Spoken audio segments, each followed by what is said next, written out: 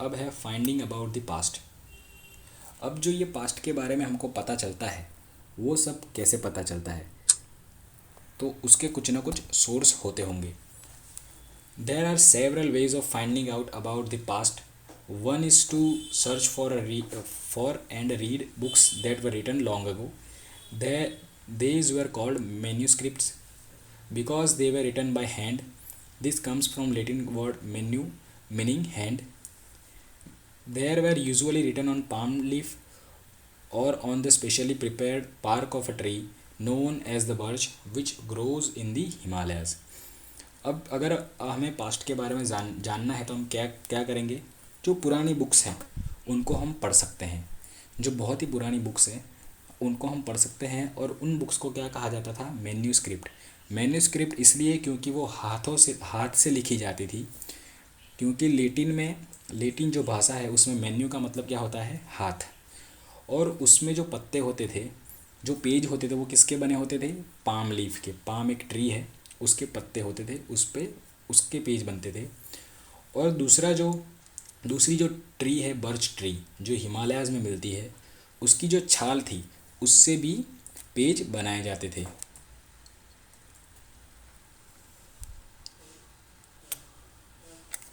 A page from a palm leaf manuscript. This manuscript was written about 1,000 years ago. The palm leaves were cut into the pages and tied together to make a book. आपको जो नीचे ये दिखाई दे रही है image, वो क्या है, एक मैन्यूस्क्रिप्ट है, हाथों से लिखी हुई बुक का एक पेज दिखाई दे रहा है। आपको राइट साइड में एक होल जैसा भी दिखाई दे रहा होगा। ऐसे बहुत सारे पत्ते मिला के क्या बनती थी, बुक बनती थी। Over the years, many manuscripts were eaten away by insects. Some were destroyed, but many have survived, often preserved in temples and monasteries. These books dealt with all kinds of subjects: religious belief and practices, the lives of kings, medicine and science. तो क्या हुआ कि बहुत सालों पहले की ये बात है कि बहुत सालों पहले ये बुक्स लिखी गई थी, इसलिए कुछ जो बुक्स थी उन्होंने उसका क्या हुआ, वो ख़त्म हो गई, या फिर कुछ कीड़ों ने उन बुक को खा लिया। पर जो कुछ बुक्स थी, जो इम्पोर्टेंट बुक्स थी, उनको बचा के रखा गया था, किसमें, टेम्पल्स यानी मंदिरों में और विहारों में। मोनेस्ट्रीज़ के बारे में आप पढ़ोगे आगे। और ये बुक्स किसके बारे में थी, कुछ बुक्स ऐसी थी जो रिलीजन के बारे में थी, कुछ बुक्स राजाओं के बारे में थी, कुछ मेडिसिन के बारे में थी, और कुछ साइंस के बारे में भी थी। Besides, there were epics, poems, and plays. Many of these were written in Sanskrit, other were in Prakrit and Tamil. तो कुछ कुछ और भी बुक्स थी जो एपिक्स थी। एपिक्स यानी महाकाव्य, जैसे महाभारत है। और कुछ पोएम्स की बुक्स थी, मीन्स कविताएँ। और कुछ प्लेज यानी कि नाटकों की भी बुक्स थी। और जो ये बुक्स मिलती है वो कौन सी भाषा में ज़्यादातर लिखी गई थी, संस्कृत में। और कुछ जो बुक्स है वो प्राकृत भाषा में लिखी गई है, और कुछ तमिल भाषा में। अब प्राकृत भाषा क्या है, प्राकृत भाषा वो है कि जो सामान्य लोग थे वो प्राकृत भाषा का यूज़ करते थे। अब जो दूसरा सोर्स है जहाँ से हमको पास्ट का पता चलता है, पहला तो हो गया मैन्यूस्क्रिप्ट। अब दूसरा जो सोर्स है वो है inscriptions. These were writings on relatively hard surfaces such as stone or metal. Sometimes kings got their orders inscribed so that people could see, read, and obey them.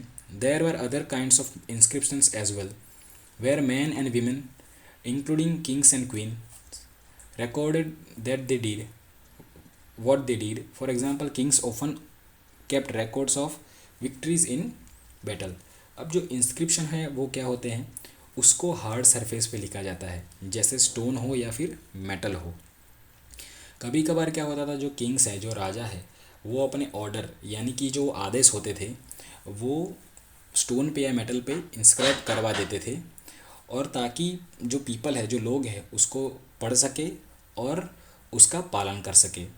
और कुछ किंग्स थे या कुछ लोग थे, कुछ मैन या वुमेन, ज़्यादातर जो किंग्स और क्वींस थे, वो अपने बारे में भी इंस्क्रिप्शन करवाते रहते थे। जैसे फॉर एग्ज़ाम्पल कोई किंग्स थे तो वो अपनी जो विक्ट्रीज़ है, अगर उन्होंने युद्ध लड़ा हो और युद्ध में उनको जीत मिली हो, तो उनके बारे में भी वो रिकॉर्ड्स इंस्क्रिप्शन के अंदर रखते थे या इंस्क्रिप्शन पे लिखवाते थे।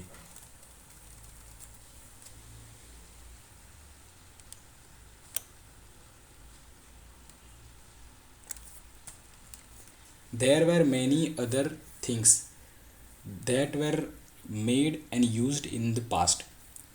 Those who study these objects are called archaeologists.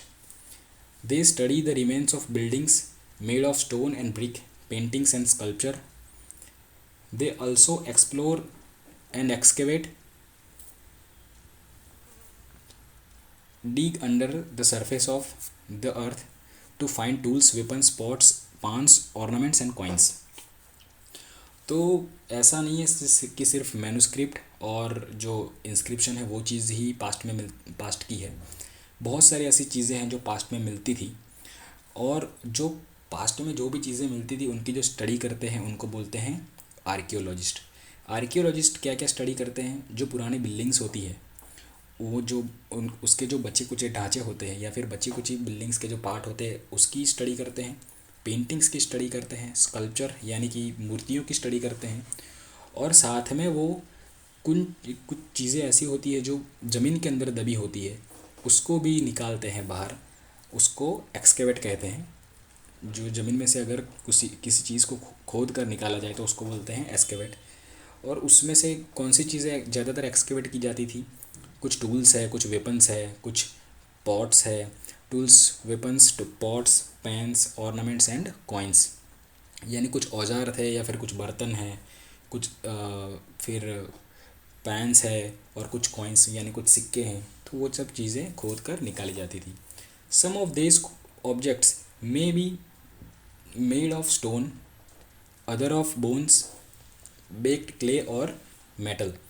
Objects that are made of hard imperishable substances usually survive for long time.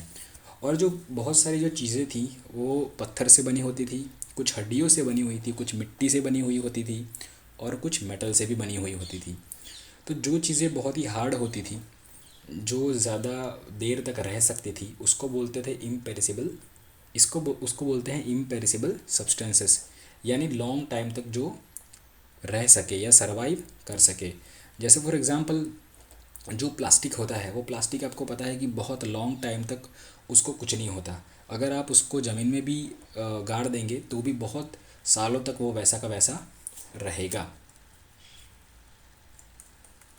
अब आपको जो ये एक इमेज दी गई है वो एक इंस्क्रिप्शन की इमेज है, आप देख सकते हैं पेज के बीचों बीच आपको एक इंस्क्रिप्शन दी गई है, पत्थर पे या फिर मेटल पे लिखा हुआ है।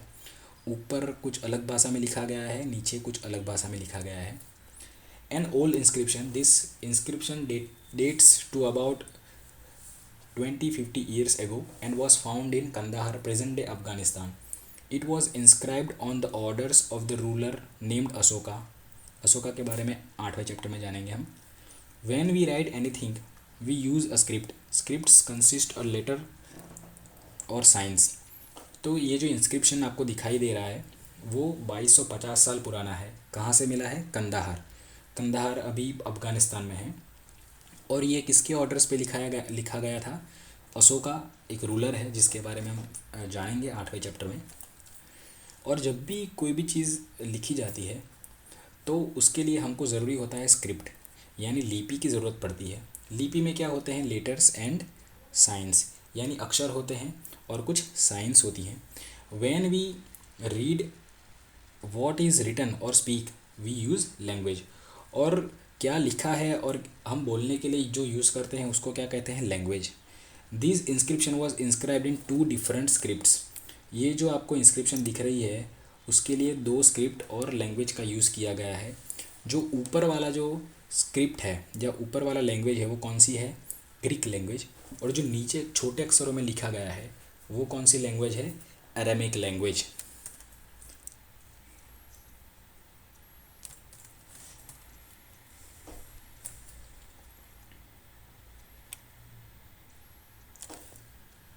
Archaeologists also look for bones of animals, birds and fish to find out what people ate in past.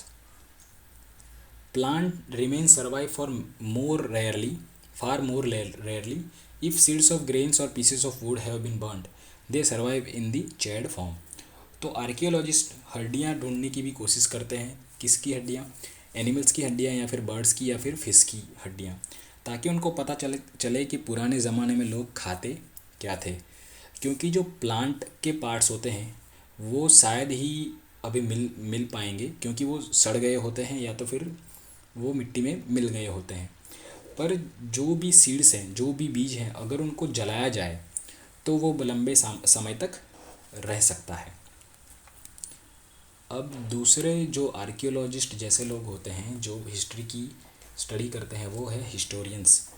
Historians that is scholars who study the past often use the word source to refer to the information found from manuscripts, inscriptions and archaeology। जो historians होते हैं वो क्या करते हैं, manuscript, inscription उसकी वो भी स्टडी करते हैं, उनसे जो भी इंफॉर्मेशन मिलती है उनकी स्टडी करते हैं। और जो आर्कियोलॉजिस्ट लोगों ने जो ढूंढा होता है उसकी भी स्टडी करते हैं। उनको वो क्या कहते हैं, सोर्स कहते हैं। Once sources are found, learning about the past become an adventure as we reconstruct it bit by bit. So historians and archaeologists are like detectives who use all these sources like clues to find out about our past। तो क्या होता है कि जो एक बार अगर source मिल गया, जहाँ से पढ़ाई करनी है या जहाँ से हिस्ट्री के बारे में जानना है, अगर वो सोर्स मिल जाता है तो फिर आपको हिस्ट्री के बारे में जानने की बहुत ज़्यादा मज़ा आएगी, या फिर वो एडवेंचर जैसा लगेगा। धीरे धीरे आपको हिस्ट्री के बारे में पता चलता है। और इस जो हिस्टोरियन और आर्कियोलॉजिस्ट है वो एक प्रकार से डिटेक्टिव टाइप के होते हैं।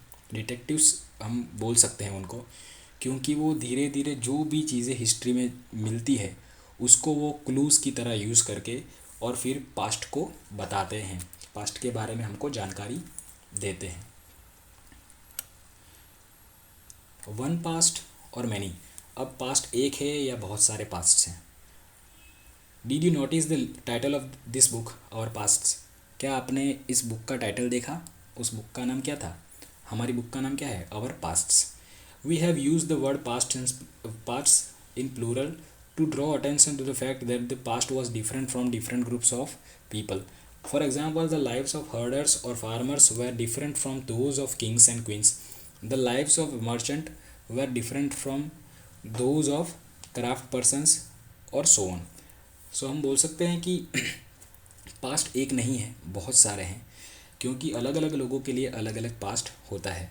जैसे हम बोले कि जो हर्डर्स, जो पशुपालक लोग थे और जो फार्मर्स थे, उनका जो पास्ट है वो किंग्स और क्वींस से बहुत ही अलग होता है।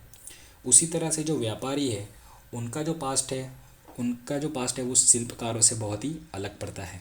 तो हर एक अलग अलग ग्रुप लोगों के ग्रुप के लिए, अलग अलग पीपल के लिए अलग अलग पास्ट होता है। Also as is true even today, people follow different practices and custom in different parts of the country. आज भी देखते हैं कि हमारे इंडिया में या हमारी कंट्री में कितने अलग अलग लोग रहते हैं। For example, today most people living in Andaman island gets their own food by fishing, hunting and collecting forest produce. By contrast, most people living in cities depend on others for supplies of food. Differences such as these existed in the past as well. For example, अगर अंडमान जो islands हैं, जो हमारे south में आता है, India के islands है हमारे, तो वहाँ पे लोग अपना जो फूड है वो कहाँ से प्राप्त करते हैं? फिशिंग करते हैं वो लोग, हंटिंग करते हैं, और वो क्या करते हैं कि जो फॉरेस्ट से जो भी खाना मिले उसको खा लेते हैं। बट अगर हम सिटी की बात करें तो सिटी में कोई फिशिंग नहीं करता। सिटी में क्या करते हैं, जो भी हमको चाहिए वो हम दुकान से ले लेते हैं। तो आप देख सकते हो कि अभी भी कितना हमारे यहाँ लोगों में डिफरेंस है, मतलब कितने अलग अलग लोग रहते हैं। तो ऐसी चीज़ें पास्ट में भी होती थी। सॉरी।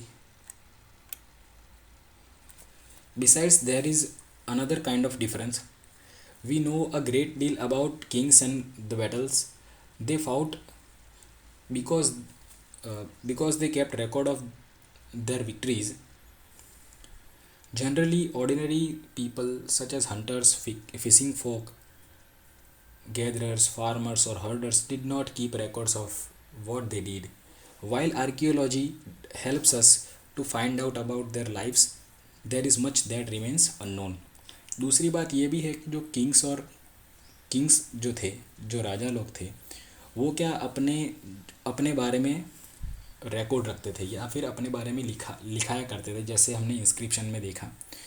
इसीलिए आज हमको राजा और उन लोगों की ज़िंदगी के बारे में ज़्यादा पता है, जबकि जो सामान्य लोग थे, जो हंटर्स थे, जो फिशिंग करते थे, जो गैदरर्स थे, जो फार्मर्स थे, जो सामान्य लोग थे, तो वो अपना रिकॉर्ड नहीं रखते थे, वो अपनी ज़िंदगी के बारे में नहीं लिखते थे। इसीलिए हमको इनके बारे में बहुत कम पता है।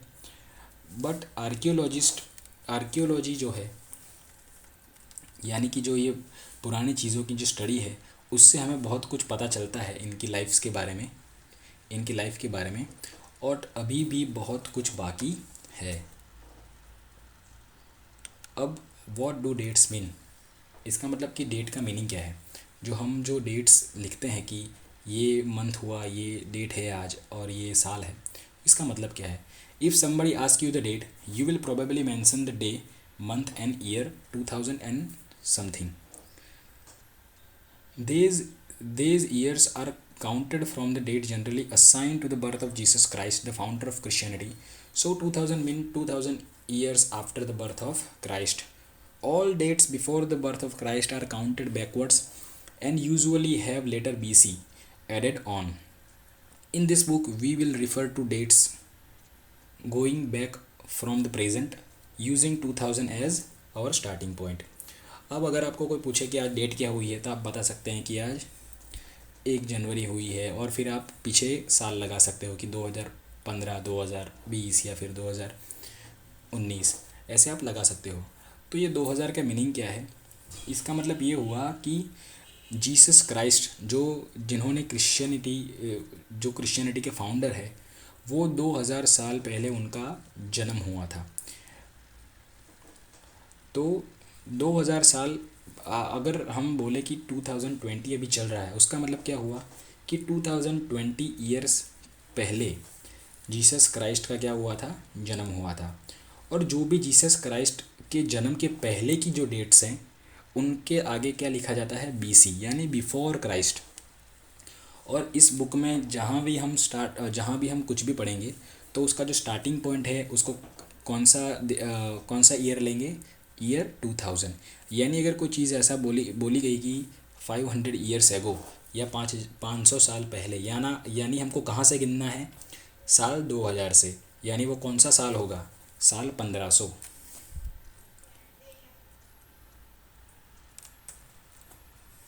Letters with dates. अब डेट्स के बारे में हम कैसे बता सकते हैं। अब देखो, मैं ये आपको पहले से ही बता देता हूँ बिना पढ़े, ये मुझे पता है वैसे अच्छी तरह से। जैसे BC का मतलब हमको पता चल गया, बिफोर क्राइस्ट। उसी तरह से AD का मतलब होता है एनो डोमिनी, यानी कि in the year of Lord Christ. यानी कि अगर आज कोई साल चल रहा है, सपोज़ मान लो 2020 चल रहा है, 2020, तो आप उसको AD 2020 लिख सकते हैं। और जो CE है, यानी कि कॉमन एरा और AD को हम इंटरचेंजेबली यूज़ कर सकते हैं। इसका मतलब क्या हुआ कि AD की जगह पे CE या CE की जगह पे AD लिख सकते हैं। कॉमन एरा का फुल फॉर्म क्या है, CE का फुल फॉर्म है कॉमन एरा, और AD का क्या है, एनो डोमिनी। और जो BC और BCE है, उसको भी हम एक दूसरे की जगह यूज़ कर सकते हैं। यानी BC की जगह BCE और BCE की जगह पे BC। BCE का फुल फॉर्म क्या है, बिफोर कॉमन एरा। BC का फुल फॉर्म क्या है, before Christ. We use this terms because the Christian era is now used in most countries of the world.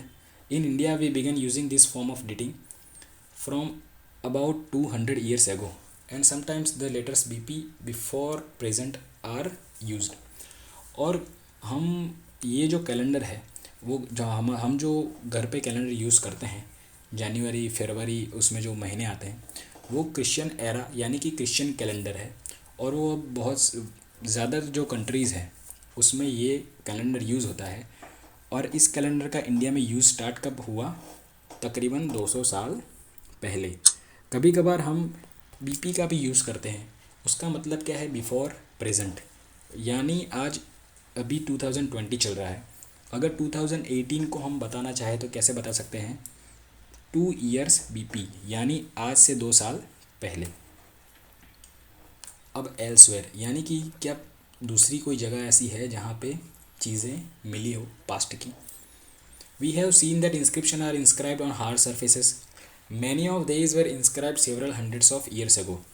All inscriptions contain both scripts and languages which were used, as well as scripts have changed over time. So, how do scholars understand that was inscribed? This can be done through a process called as decipherment. तो क्या है? हमको पता है inscription, हमने देखा कि जो हार्ड सरफेस पे लिखा जाता है, कुछ इंस्क्रिप्शन बहुत सालों पहले या बहुत पुराने होते हैं। और हमको पता है कि इस इंस्क्रिप्शन में लिखने के लिए दो चीज़ इम्पोर्टेंट है, एक तो एक लैंग्वेज और दूसरा है लिपि। तो ये जो लैंग्वेज है और स्क्रिप्ट्स हैं यानी लिपि है, वो बहुत जब साल जैसे जैसे साल जाते हैं वैसे वैसे बदलती जाती है। तो बहुत पुरानी भाषा को स्कॉलर्स या विद्वानों ने कैसे जाना कि ये क्या लिखा है, वो जानने की जो प्रक्रिया है उसको ही कहते हैं डेसिफरमेंट। यानी कि पुराने जो जो इंस्क्रिप्शंस हैं या फिर जो भी लिखाई है उसको, उसमें क्या लिखा गया है, वो जानने की प्रक्रिया को ही कहते हैं डेसिफरमेंट।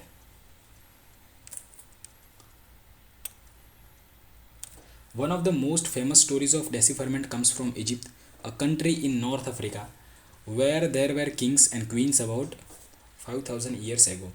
अब एक स्टोरी है डेसिफरमेंट की, जो कहाँ कहाँ की है? इजिप्ट की। इजिप्ट कहाँ है? नॉर्थ अफ्रीका का एक देश है जहाँ पे 5000 साल पहले किंग्स और क्वींस रहते थे। Rosetta is a town on the north coast of Egypt and here an inscribed stone was found which contain inscription in 3 different languages and scripts, Greek and 2 forms of Egyptian. Scholars who could read Greek figured out that names of kings and queens were enclosed in the little frame called कारतूस। अब जो Rosetta है एक town है यानी एक city जैसा है, कहाँ पे? नॉर्थ के कोस्ट में, इजिप्ट में, यानी कि जो समुद्र किनारा है नॉर्थ साइड में इजिप्ट में, वहाँ का एक छोटा सा टाउन है। तो वहाँ पे एक स्टोन मिला था जिस पे कुछ लिखा गया था, यानी इंस्क्राइब्ड किया गया था। और वो जो इंस्क्रिप्शन था वो 3 लैंग्वेज में लिखा गया था। एक लैंग्वेज थी ग्रीक और बाकी जो 2 थी वो इजिप्टियन लैंग्वेज थी। तो जिन स्कॉलर्स या विद्वानों को ग्रीक आता था उन्होंने वो पढ़ लिया, और उन्होंने पढ़ने के बाद पता उन्होंने लगाया कि जो राजा और रानियों के नाम हैं वो एक फ्रेम में लिखे गए हैं। उस फ्रेम को क्या कहा जाता है? कारतूस। They then placed the Greek and Egyptian signs side by side and identified the sounds for which Egyptian letters stood. As you can see, a lion stood for L, a bird stood for A. Once they knew what the letter stood for, they could read other inscription as well. और Greek तो उन्होंने पढ़ ली, but Egyptian का problem था। तो उन्होंने क्या किया, जो ग्रीक है और इजिप्टियन जो दोनों इंस्क्रिप्शन है उनको कंपेयर किया, और कंपेयर करने के बाद उनको पता चला कि जो जहाँ जहाँ पे भी लायन आएगा इसका मतलब एल होगा, जहाँ जहाँ पे भी बर्ड आएगा उसका मतलब ए होगा। तो उस तरह से उन्होंने पता लगा दिया और फिर उन्होंने इंस्क्रिप्शन पढ़ लिए। अब कुछ इम्पोर्टेंट डेट्स के बारे में देख लेते हैं हम। द बिगिनिंग ऑफ एग्रीकल्चर की शुरुआत कब हुई? 8000 साल पहले। The first cities on Indus पे सबसे पहली सिटी डेवलप कब हुई? 4700 साल पहले। Cities in the Ganga valley, a big kingdom of Magadh, कब हुआ? 2500 साल पहले की बात है। गंगा वैली में, गंगा नदी में सिटी का डेवलपमेंट। द प्रेजेंट मीन्स आज अगर हम बुक के हिसाब से अगर हम स्टार्टिंग पॉइंट गिनेंगे तो वो कौन सा होगा? ईयर 2000। अब आपको एक मैप दिखाता हूँ, उसमें आपको कुछ कंट्रीज़ ढूंढनी है। आप उसमें इजिप्ट ढूंढिए, वो आपको अफ्रीका में मिल जाएगा। उसी तरह से ग्रीस ढूंढिए, ग्रीस आपको मिल जाएगा यूरोप के एरिया में।